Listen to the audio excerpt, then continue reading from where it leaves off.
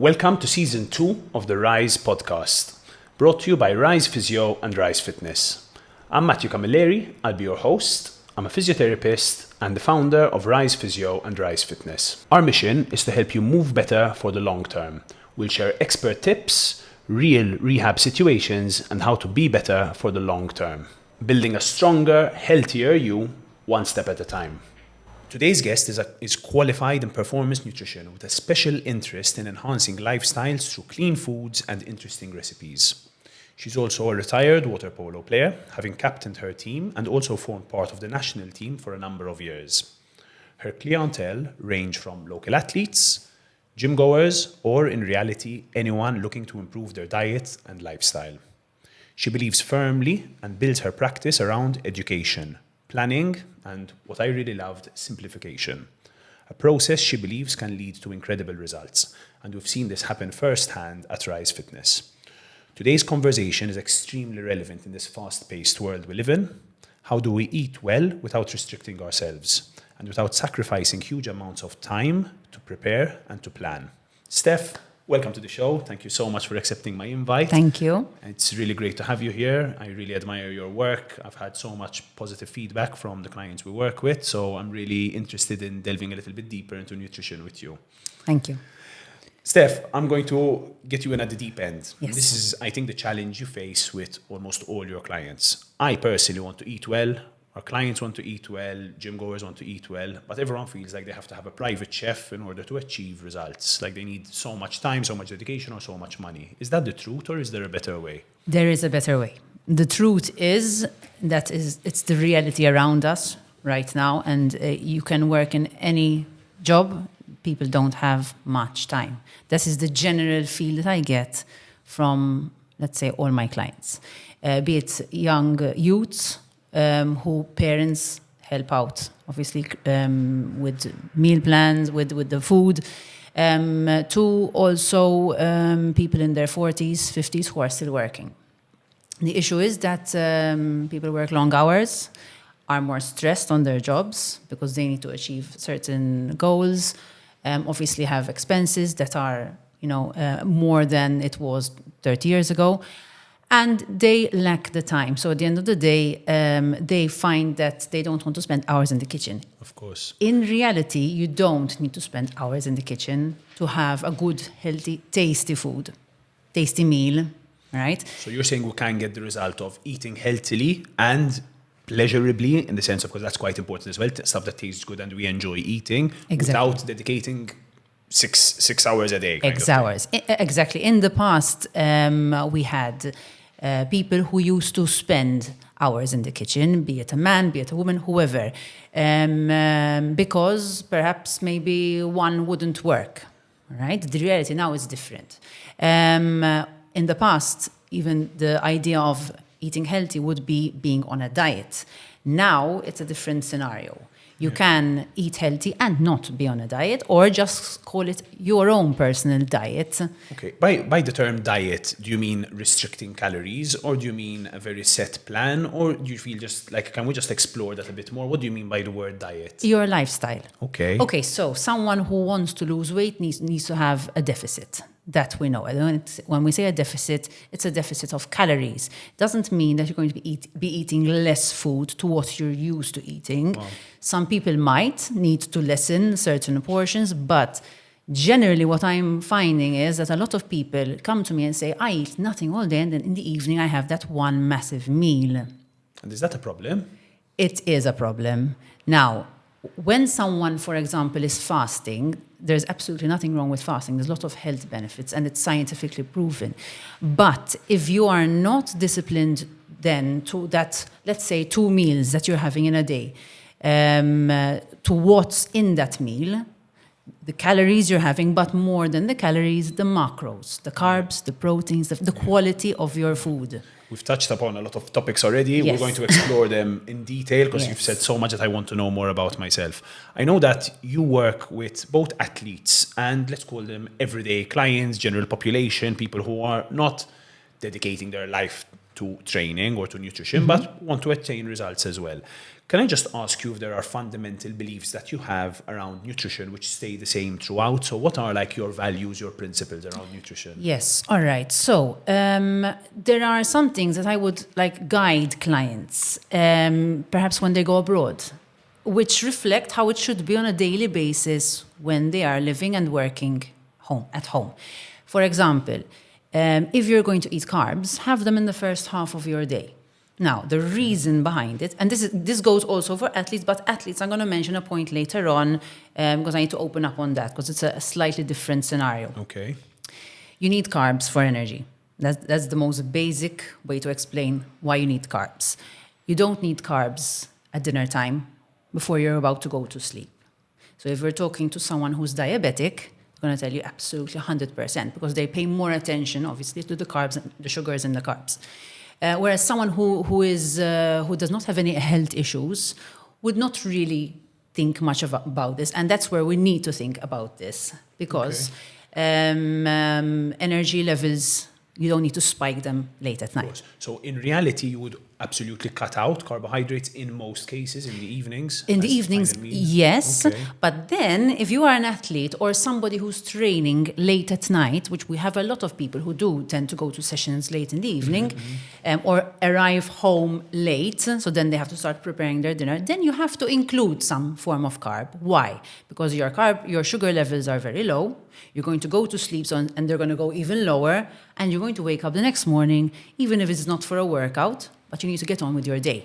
Okay. Right? So including a carb in your dinner after a workout, you're going to just increase a little bit what was lost in your carb stores in your body during that session. That's so interesting. So just to clarify and simplify things for everyone, so in general, if you are going to eat carbohydrates in your day, keep them in the first half of the day. Exactly. But the caveat to that, the side note to that is if you have trained, both if you're an athlete or a non-athlete, towards the end of the day, you want to replenish. So the meal after your training should include some carbohydrates, no matter the timing. Yes, exactly, but in smaller amounts. And it might be in a different form as well, in different forms.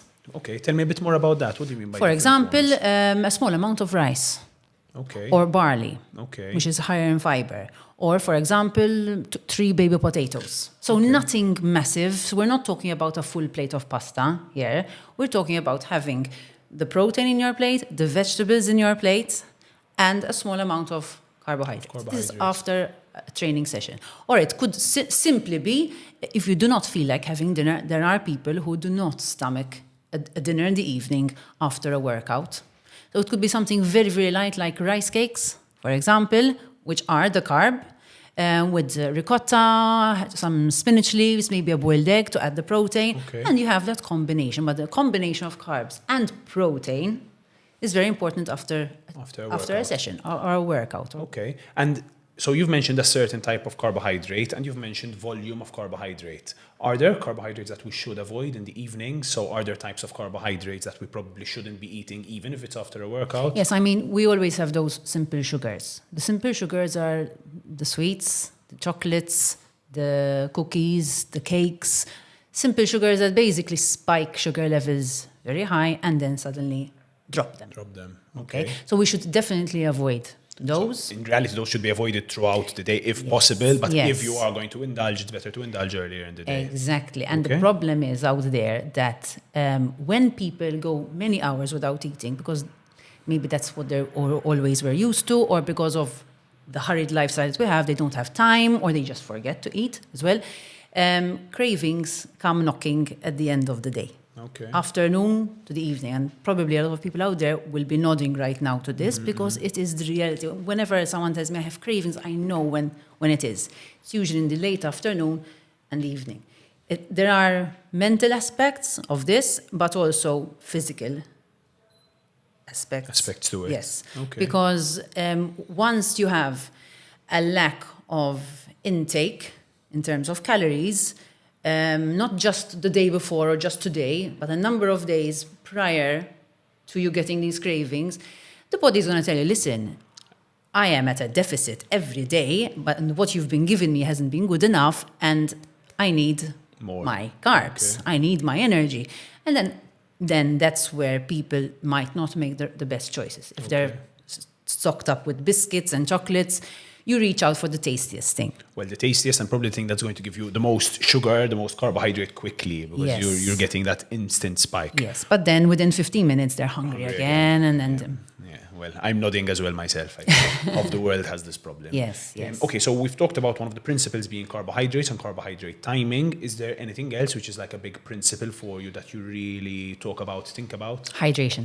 Okay, I wasn't expecting that. Yes, it is very important for many reasons, for many different people, for everyone. And people do not drink enough. Okay. People drink a lot of coffee, a lot of tea, but generally people don't drink enough. Enough water. Enough water. Enough water, enough electrolytes if they're training, but generally, general hydration, people do not drink enough. And it's very, very important for performance. It's very important to reduce inflammation. It's very important if you're targeting to lose a little bit of weight, not to feel full, but it really helps your system. And it also flushes out a lot of toxins from different foods and things you might have consumed. Okay. So I really wasn't expecting that. So hydration it's obviously an essential. We can't survive without oxygen, water, and food. But it is, you'd say it's one of your fundamental principles when it comes to planning. Across people in different spheres, like athletes, general public, people for just general health improvements. Yes, water is very, very important. Okay. And anything else that that's a really big principle that you want to talk about right now? I would also say that, for example, this fear of certain macros, for example, there was a time when people were very scared of carbs. Then there was a phase when people were very scared of consuming fats. Now, for example, if we open up the topic of fat intake, all right? Fats are very important for, let's say, athletes who are long-distance runners or go over the hour in their sport. Because it is the next source of energy after carbs. And fat also is one thing you need to also be careful about. Careful in what sense? Your intake. So I've had clients who have told me, listen, I've done exactly as you told me, but I've not lost weight.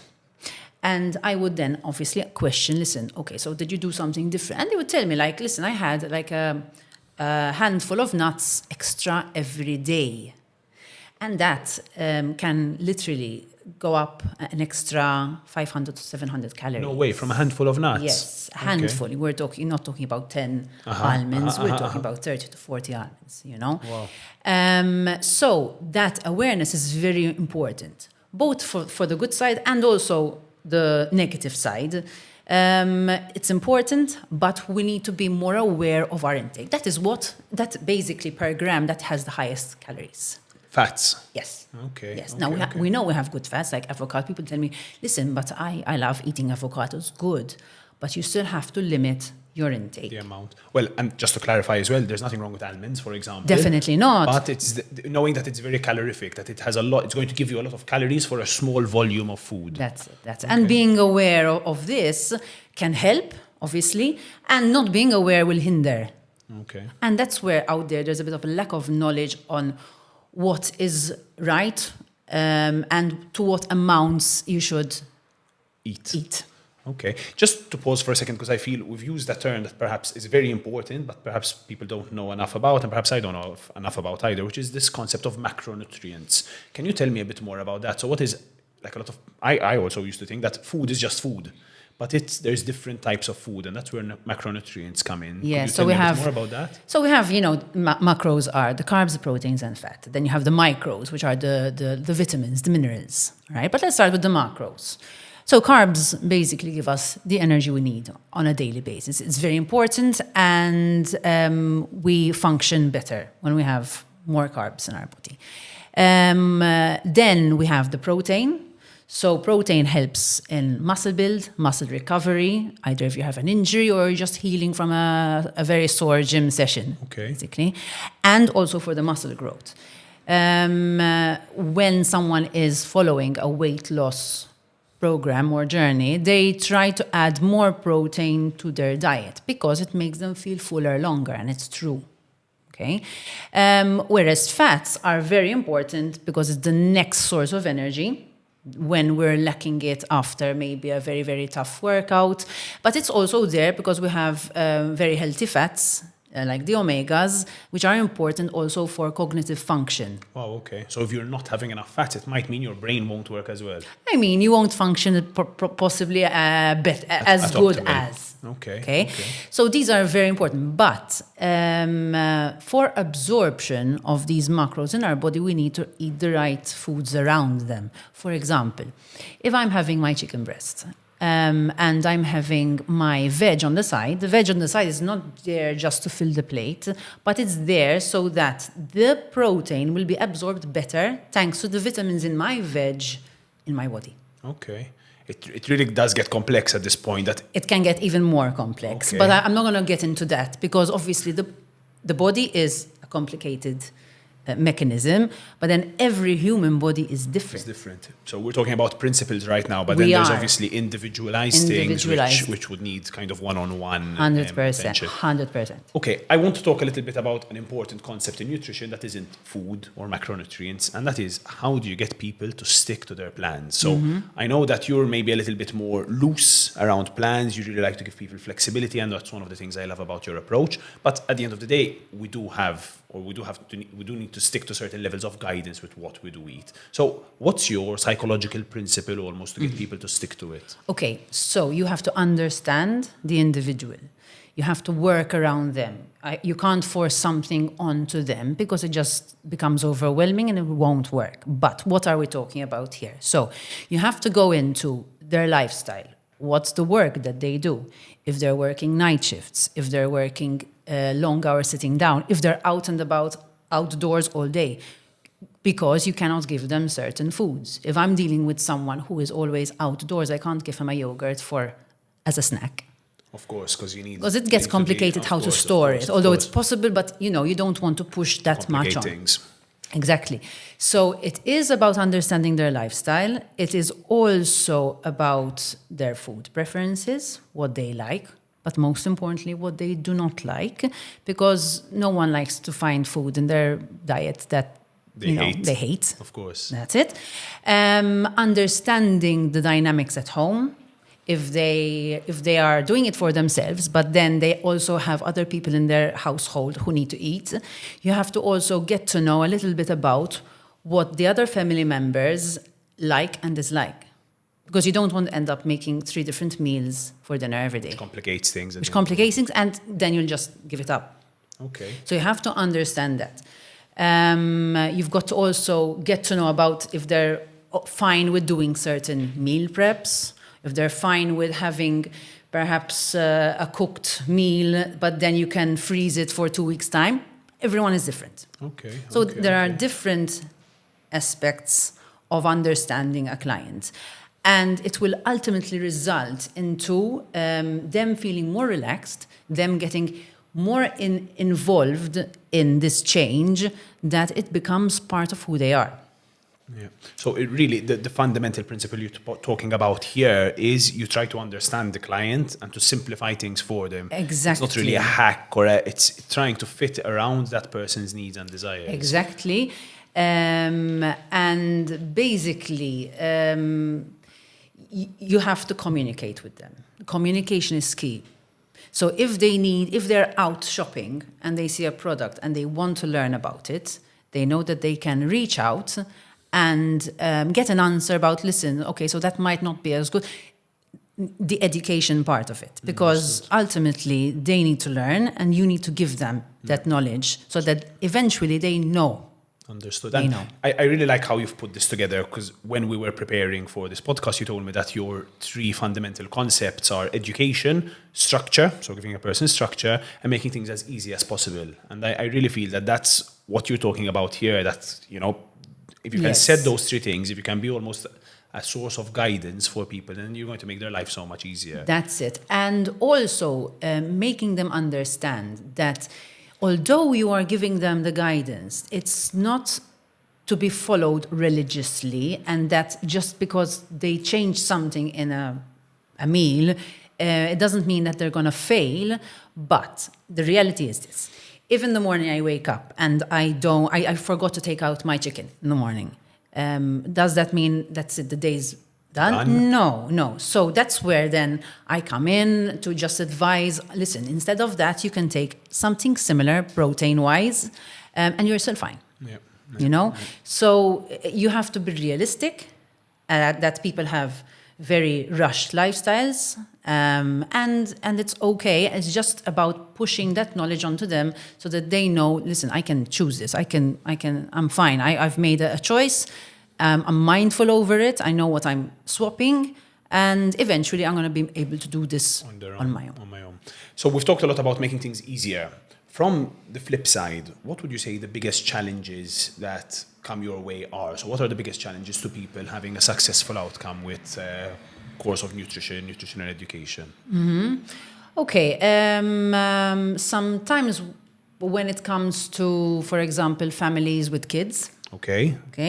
Because, yes, I have had people who have had, let's say, a program designed for them, but obviously when family comes into it, it gets a little bit more complicated.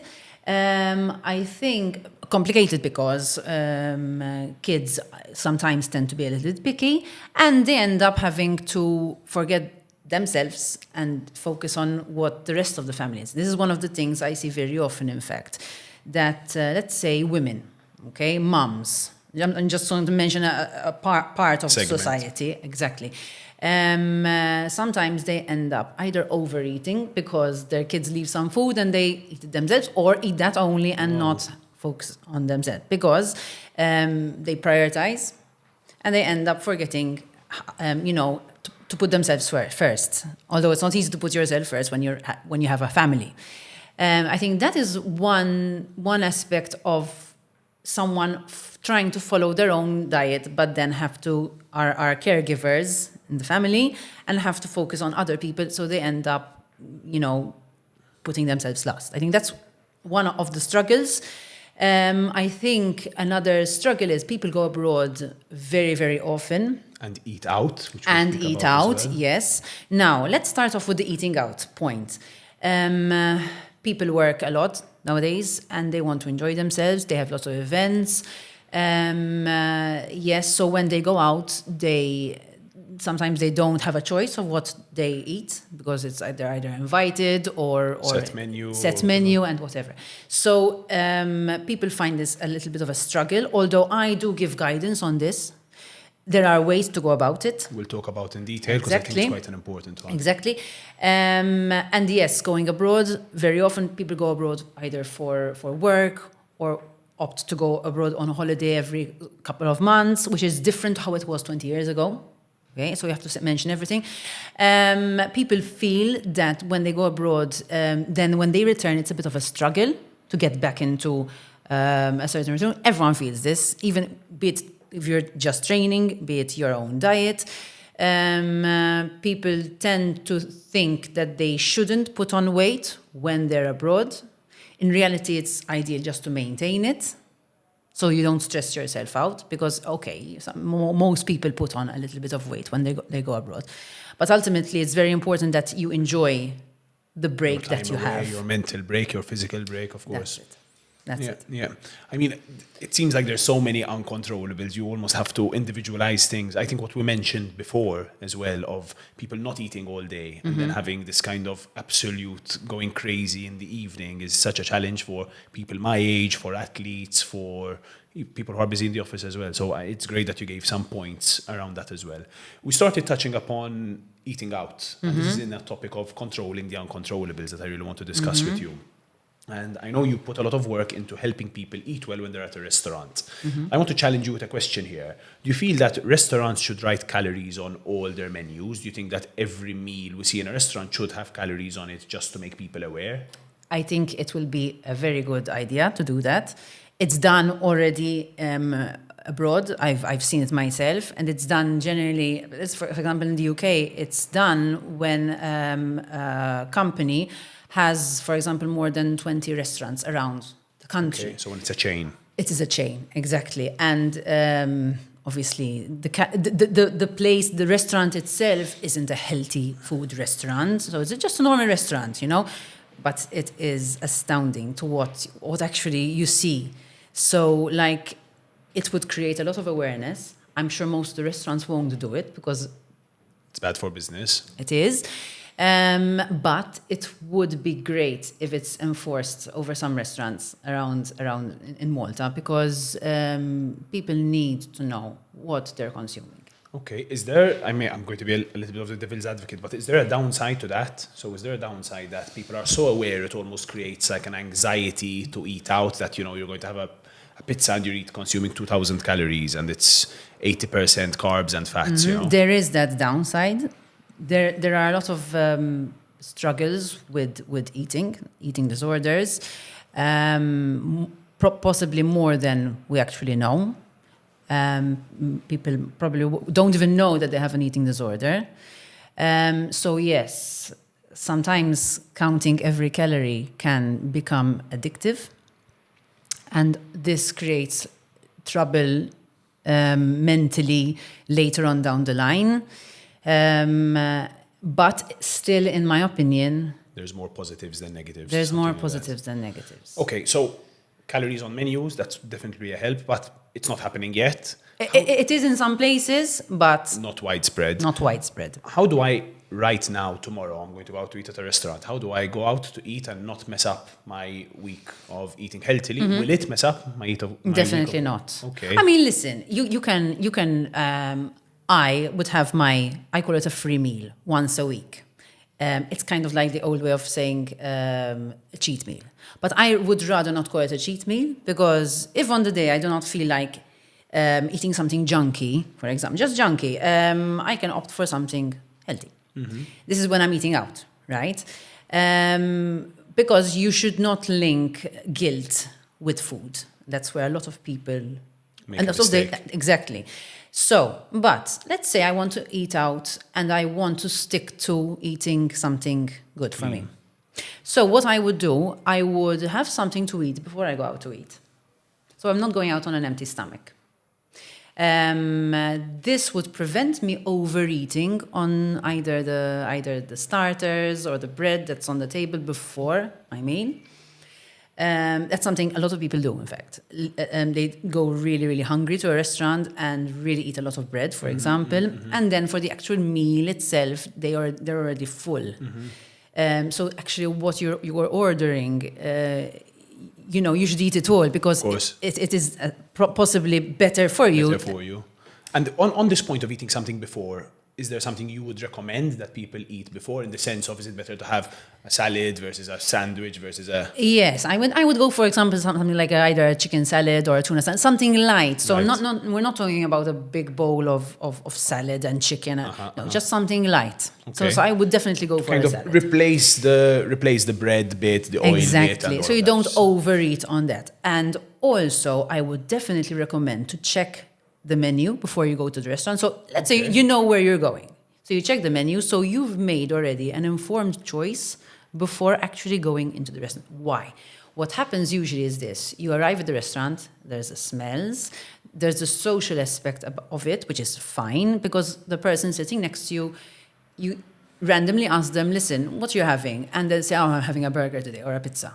And you might get influenced. So once you've already made this choice at home in a more controlled setting, exactly, you're more likely to stick to that choice.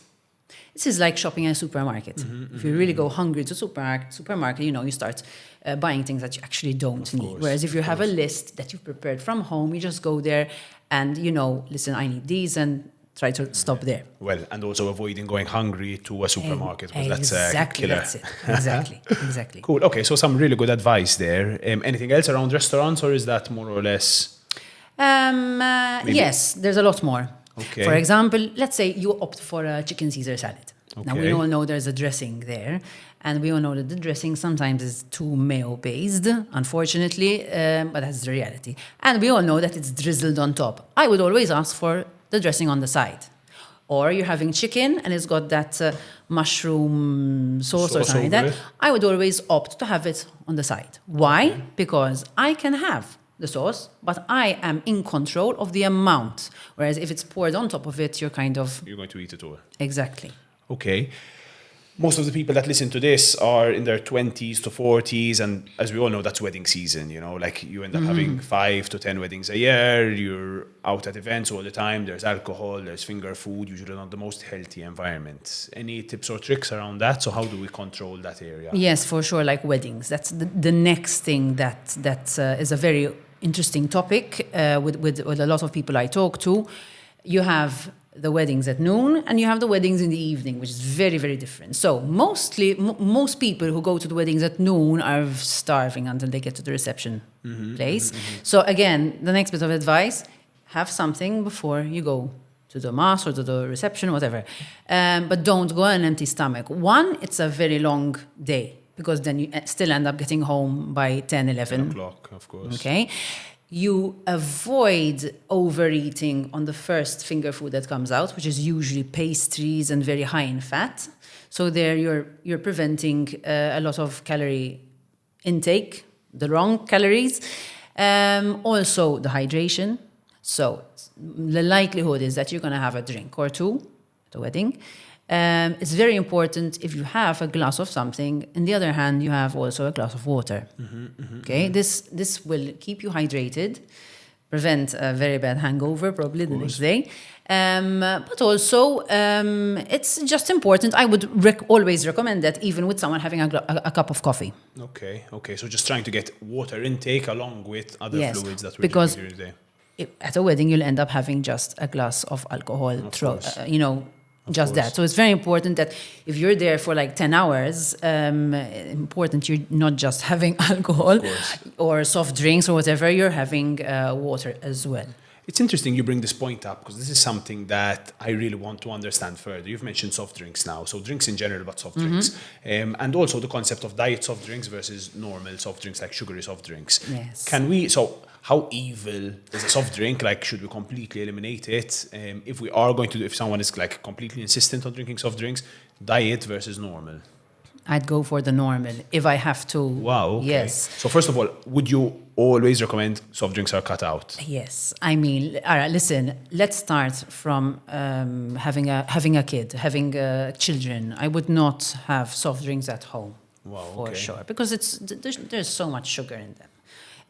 Kids already like sugar. Plus, then you have sugar spikes in anyone. It's wrong.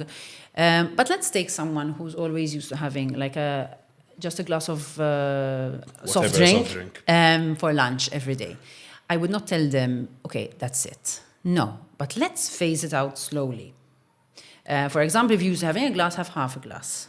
Right? Eventually, they will get used to it being so low that they'll just cut it out automatically. Okay. This is how the body works. I have to admit, I take like literally a quarter of a teaspoon of sugar in my coffee. Okay. It's just my guilty pleasure, let's say that. Okay. But it wasn't always that amount. It used to be a teaspoon. I changed my spoon that I used to sugar with. Okay. Exactly, and I realized it was like literally half a teaspoon, and I just got used to it. Same for salt. Okay. Now I've changed the subject a little bit. Let's stick to the concept of reducing quantity. Reducing quantities. Salt. You should never, for example, add salt to your food when you're cooking. Why? Because if you're cooking for yourself, it's okay, but I would still not recommend it. Why? Because sit at the table, taste your food, see if you actually need the salt. In reality, probably you won't even need the salt. The second thing is, if you're not cooking just for yourself, but also for children in the house, add salt if you want to your meal, but you shouldn't be adding it to your kids. Kids require much less salt in their diet. Going back to the soft drinks, as I said before, let's say the diet soft drinks. This I want to understand a little bit because you've said, I think, quite a bold statement of, I prefer, if you're going to drink soft drinks, have sugary soft drinks than diet soft drinks. Diet soft drinks have the artificial sweeteners. And there's a lot of study about artificial sweeteners, and they do increase the risk of diseases. Carcinogens and diseases in general. Exactly. it's not possible that you have something so sweet and it has 0 calories. Okay, it has 0 calories, but you have the artificial sweeteners. So people just see 0 calories and they say, I'm going to have this because I'm not. But this is where we go about the calories again. If at the end of the day I have 200 calories left to eat, anything I want, and I have a bowl of fruit in one hand and a chocolate bar in the other hand, both 200 calories. So calorie-wise, I'm going to still be fine. But what I'm putting into my body is completely different. Of course. Okay? So there are 200 calories of something nutritionally good for you and 200 calories of something that won't do you any favors. Okay, so it's not going to do you any favors. We're talking about the chocolate bar and the diet soft drink in the same bucket. Yes, exactly. Will it damage you? It will spike sugar levels for sure in your body, so it won't do you any good. You will feel hungry within 15 minutes. If you had a bowl of fruit, you're going to feel full. You're not going to get any vitamins, so you're not gaining from it. But your health, if you had to do it every single day, you're going to see weight gain. And weight gain, you'll see it.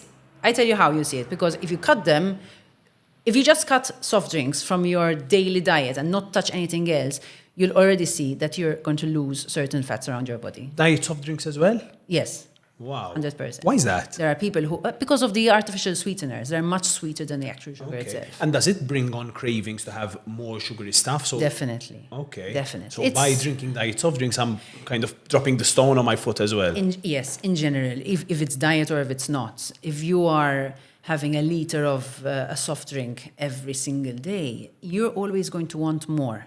It's kind of, listen, I'm not going to say but it is like a drug. If you are addicted to something, you always want more. And once you start lessening it, you do. I've known people who have literally cut out sweets completely, and they would have consumed a lot before.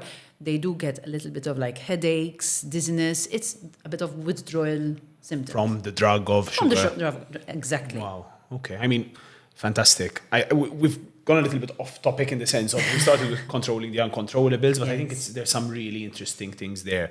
What I find very interesting around eating is kind of the psychological correlation or aspects around it. So we know that people say they eat because they're feeling a certain way, or people eat because it brings pleasure or it reduces sadness. Anyway, I'd love to delve into this a little bit more already. One of your big concepts, which we've spoken about already, is the free meal versus the cheat meal. And I really enjoyed listening to that it's not really you have to eat unhealthily. It's your choice. You're in control, which is very much your method.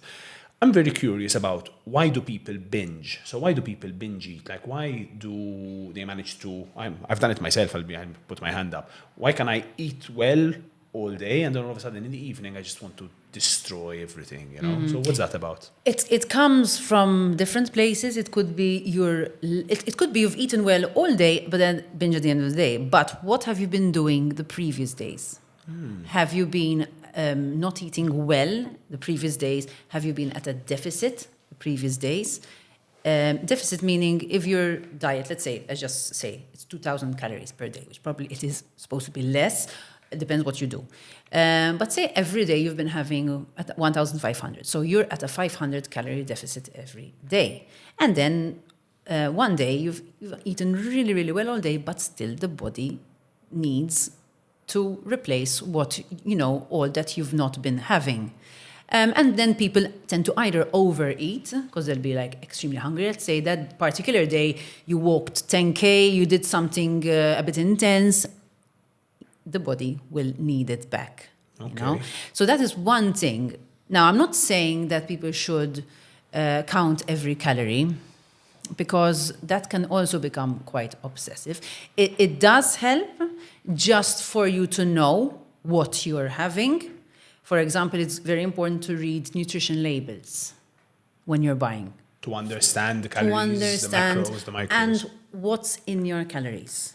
Because I might have a bar that is, let's say 100 calories, but 100 calories of what? You know, is it very high in sugars? Is it high in protein? Is it high in fat? So that's very important to know more of. Okay. That will help, definitely. I think more or less. That's the big one around binging. Okay. But sorry, so I'm going to stop you. But there's the mental aspect also Of habits. of habits from when you were young, and also if you're having a bad day, there's that comfort in having a bit of a binge. But again, I would definitely put it down to the fact that it does come from a lack of, in previous days, a build-up, and then the body would want Something quick, like make me feel better as quickly as possible. Exactly. So if we are tracking throughout and being smart with nutrition throughout, like those cravings should probably drop down. Yes, if you're having a good breakfast and a good lunch and you've got carbs in both meals, you're less likely to have certain cravings or to overeat in the evening. Understood. 100%. Because in the evening, your body starts calming down, ideally, because it needs to prepare for sleep. For rest. So you need much less energy. So there's much less to be required. Okay. And if I do have the habit of binging in the evening, in your experience with clients, how long does it take to change that habit or to change habits in general? Maybe soft drinks are my habit, or maybe eating sweets every day is my habit. How long should it take me, or would it normally take me to fight through that kind of uncomfortable process? Okay, so you do remember, like during COVID, there were like these 3-week challenges. Yeah. Okay, Yeah. And I was very skeptical about them, but I read into it and I looked into the psychology behind it. I didn't even think there was.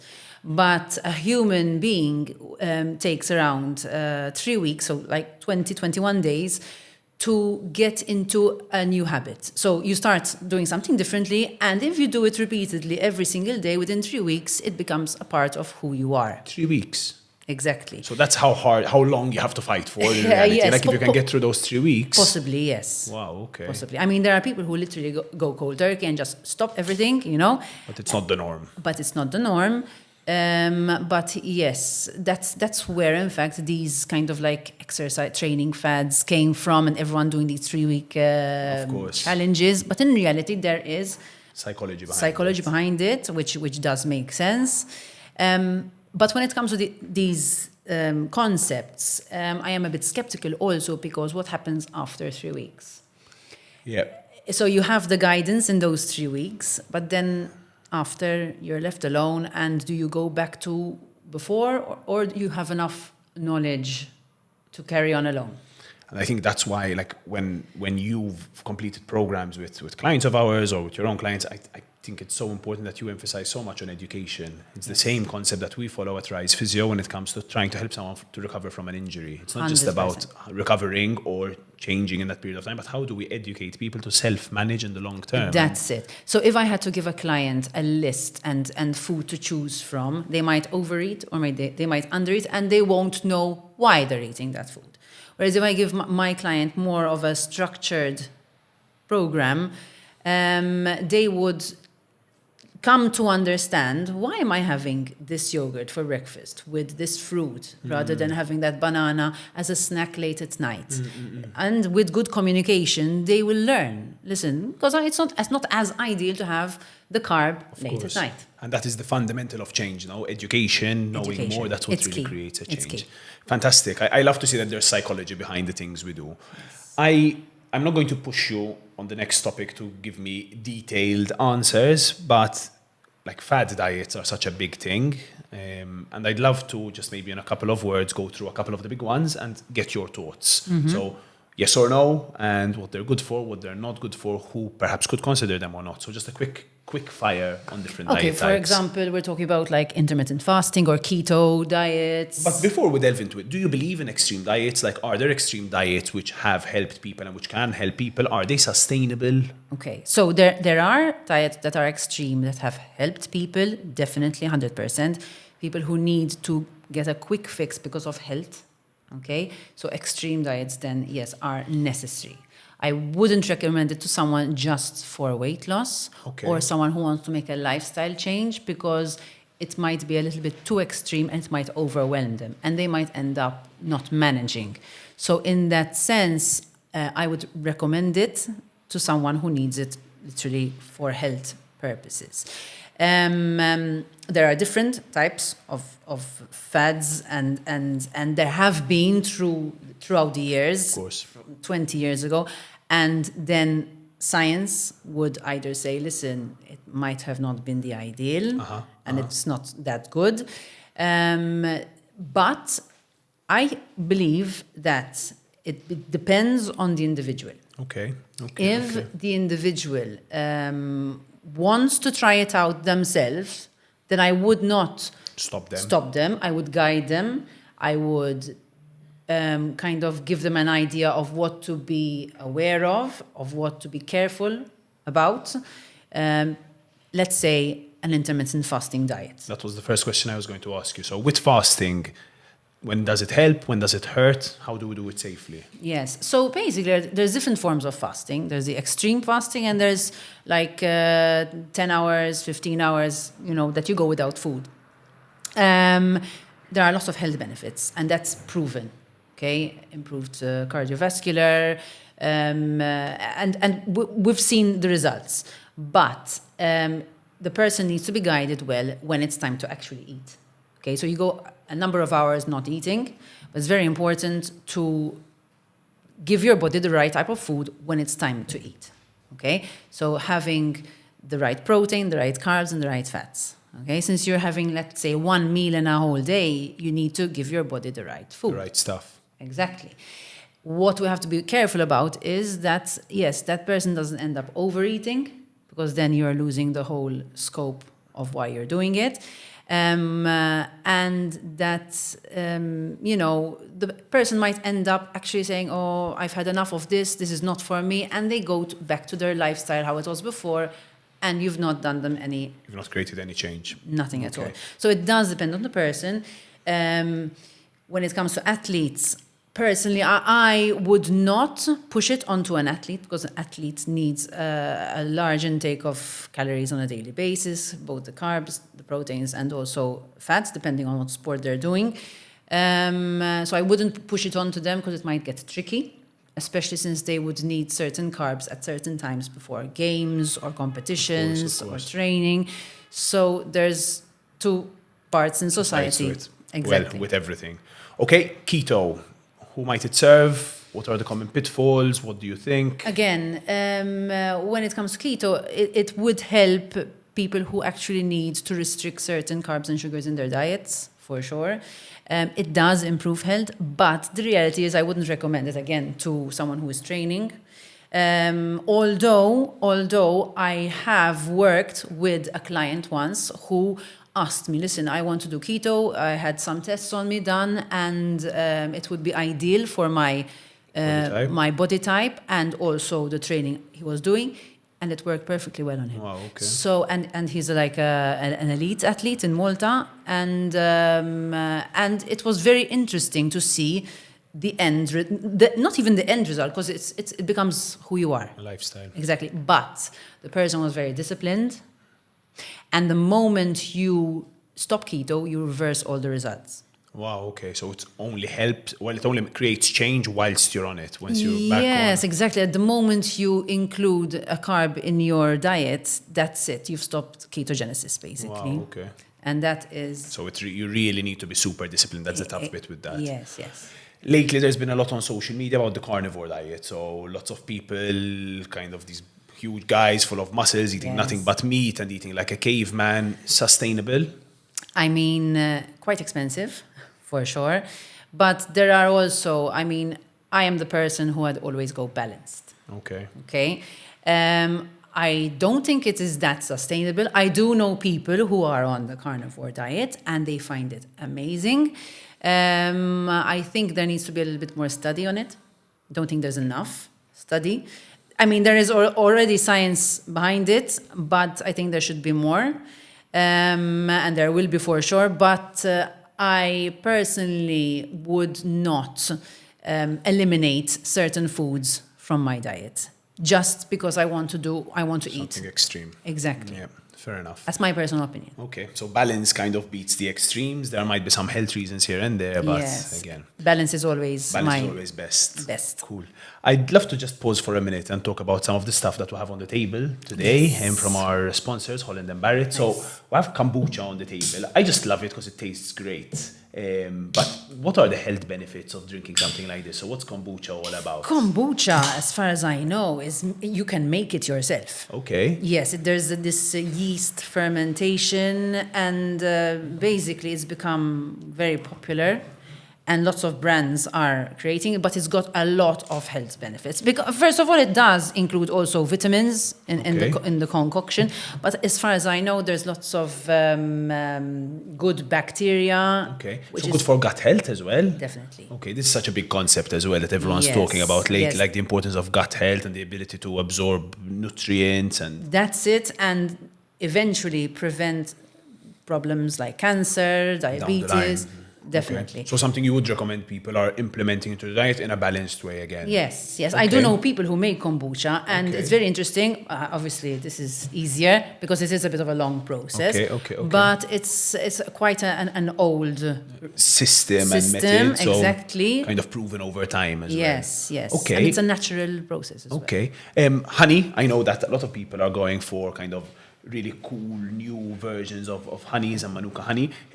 Obviously, a carbohydrate there, yes. So an energy Definitely. source. Is it like considered more of a fast release carbohydrate, something I would have right before training, for example? Yes, 100%. So right before training, it's very important to have something carb-based. Okay.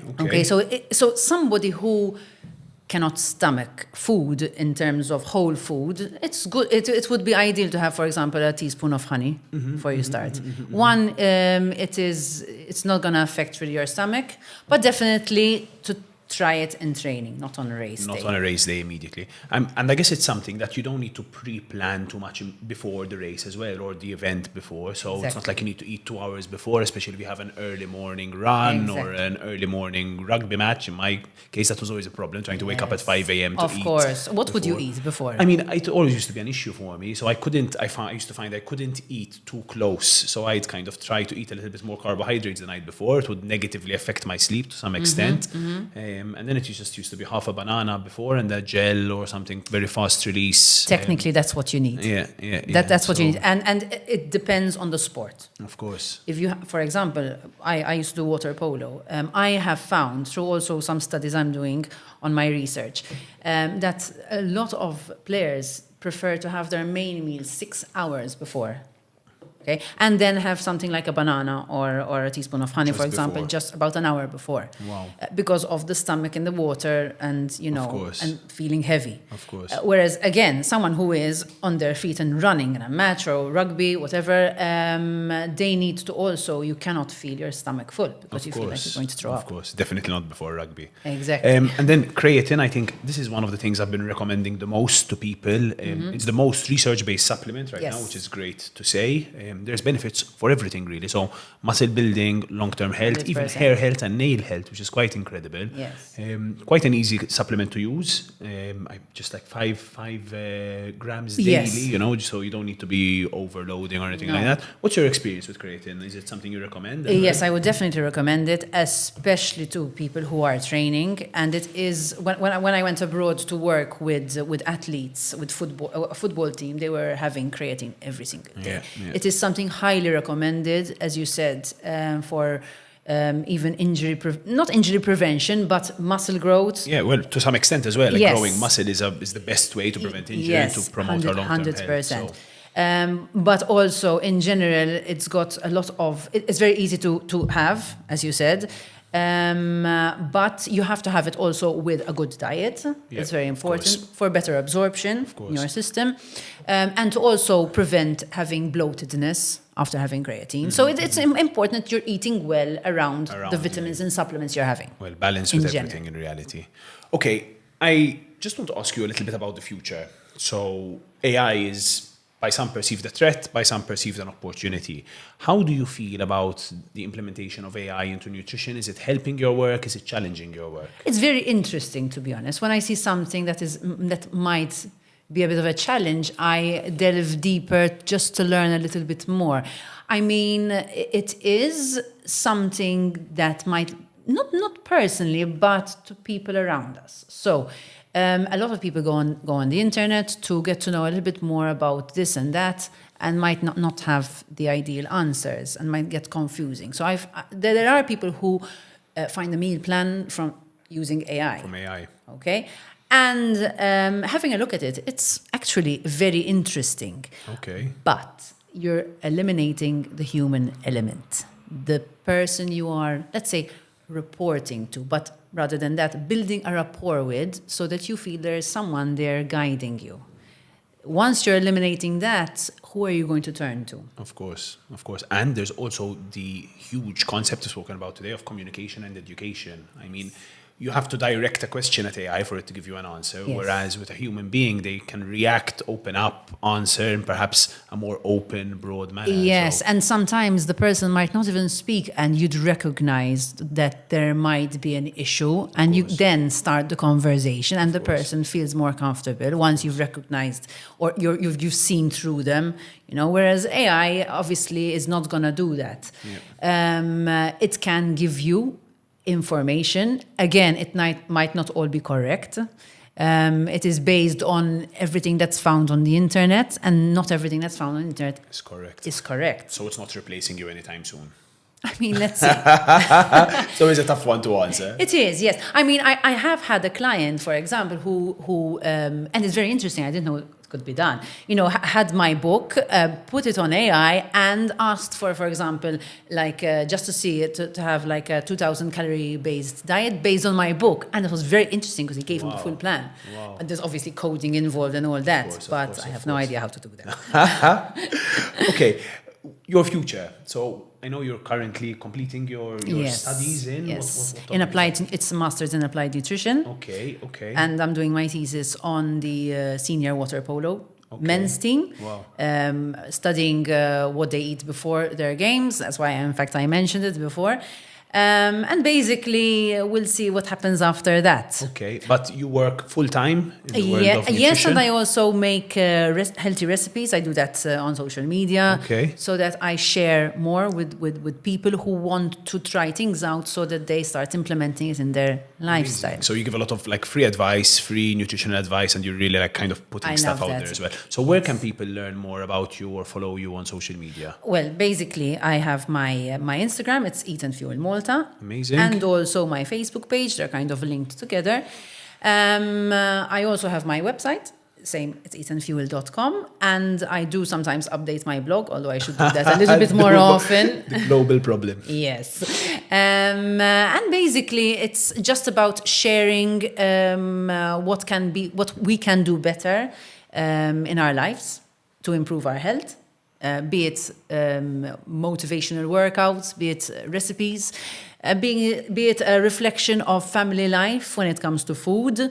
Having kids help you make healthy snacks, for example. You enjoy them yourself, but your kids get to enjoy them learn. with you, so that you're reeling them into a better, healthy lifestyle.